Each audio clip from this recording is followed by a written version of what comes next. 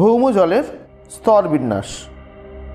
ভৌম জল বা উপপৃষ্ঠীয় জল মাটি বা শিলারন্ধ্রে অবস্থান করে।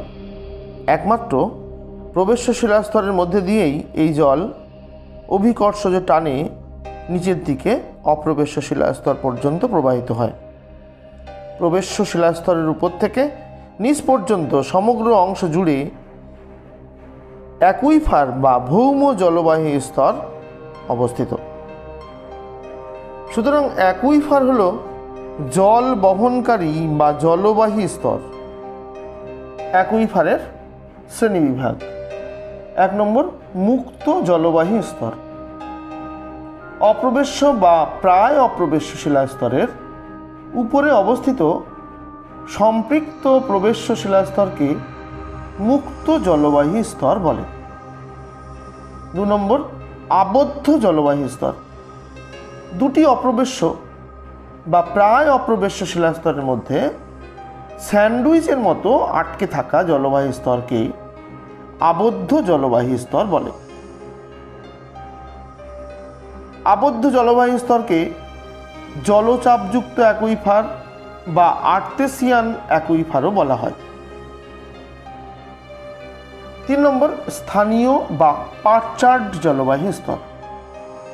মুক্ত জলবাহী স্তরের অন্তর্গত মূল জলতলের উপরে মাটি বায়ুর স্তরের মধ্যে স্বল্প পরিসরে কখনো কখনো চামচের মতো অথবা অবতল লেন্সের আকারে অপেক্ষাকৃত অপ্রবেশ্য স্তর অবস্থান করে। তখন ওই অপ্রবেশ্য স্তরের কিছু জল জমা হয় এবং মূল জলতল থেকে বিচ্ছিন্ন পৃথক একটি জলবাহী স্তর বা ভৌম জলস্তর গঠিত হয়। একেই স্থানীয় বা পারচার্ড জলবাহী স্তর বলে। 4 নম্বর, অ্যাকুইক্লুট। যে স্তর অত্যাধিক সছিদ্রতার জন্য প্রচুর পরিমাণে জল ধরে রাখতে পারে ও সেই সঙ্গে সম্পৃক্ত হয়, কিন্তু অপেক্ষাকৃত কম প্রবেশ্যতার জন্য ওই স্তর থেকে জল পরিবাহিত হয় না, একেই অ্যাকুইক্লুট বলে। 5 নম্বর, অ্যাকুইটার্ড। দুর্বল প্রবেশ্যতার কারণে যে সম্পৃক্ত স্তর থেকে জল সহজে কূপগুলিতে আসে না, ফলে কূপগুলি শুকিয়ে যায়, সেই বিশেষ ভূতাত্ত্বিক গঠনের স্তরকে অ্যাকুইটার্ড বলে। 6 নম্বর, অ্যাকুইফিউজ। যে অপ্রবেশ্য শিলাস্তরে জল ধরে রাখে না কিংবা জল পরিবাহিত করতেও পারে না, তাকে অ্যাকুইফিউজ বলে। অ্যাকুইফারের মধ্যে ভৌম জল সম্পৃক্ত ও অসম্পৃক্ত দুটি স্তর সৃষ্টি করে। সম্পৃক্ততার ভিত্তিতে জলবাহী স্তরকে দুভাগে ভাগ করা হয়। একটি ফ্রিয়েটিক জলস্তর, অন্যটি ভাদস জলস্তর। ফ্রিয়েটিক জলস্তর: ভূ অভ্যন্তরে শিলা ও মৃত্তিকার যে অংশ জল দ্বারা সম্পৃক্ত অবস্থায় থাকে তাকে ফ্রিয়েটিক জলস্তর বলে।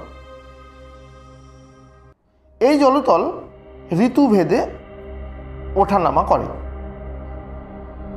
জলপীঠের স্থায়িত্ব অনুযায়ী ফ্রিয়েটিক জলস্তরকে আবার দুটি ভাগে ভাগ করা হয়েছে। একটি স্থায়ী সম্পৃক্ত স্তর, অন্যটি পরিবর্তনশীল বা সাময়িক সম্পৃক্ত স্তর। 2 নম্বর, ভাদস স্তর। ভূপৃষ্ঠ থেকে জলপীঠ পর্যন্ত উপপৃষ্ঠীয় স্তরের যে অংশ কখনো সম্পৃক্ত হয় না, কিন্তু জল ও স্তরের মধ্যে দিয়ে অভিকর্ষজ টানে নিম্নগামী হয়ে সম্পৃক্ত স্তরে পৌঁছায়, তাকে ভাদস স্তর বলে। এই স্তরের মধ্যে দিয়ে প্রবাহিত জলকে ভাদস জল বলে। ভাদস বা অসম্পৃক্ত স্তরকে আবার 3টি ভাগে ভাগ করা হয়। একটি মৃত্তিকা জলস্তর, দ্বিতীয়টি কৈশিক স্তর, তৃতীয়টি মধ্যবর্তী ভাদস স্তর। মৃত্তিকা জলস্তর। মৃত্তিকা জলস্তর ভাদশ স্তরের সবচেয়ে উপরের অংশ। গাছের শিকড় মাটির গভীরে যে পর্যন্ত প্রবেশ করে সেই পর্যন্ত এই স্তরটি বিস্তৃত। এর গভীরতা মাটির ধরন এবং উদ্ভিদের বৈশিষ্ট্যের উপর নির্ভর করে। কৈশিক স্তর। মাটির রন্ধ্রগুলি চুলের মতো সরু সরু নল দ্বারা যুক্ত থাকে। এদের কৈশিক নল বলে। পৃষ্ঠটান বাড়লে ভৌম জলপীঠ থেকে জল ওই নল দিয়ে উপরের দিকে উঠে আসে এবং মাটির প্রতিটি কণাকেই বেষ্টন করে তাদের গায়ে লেগে থাকে।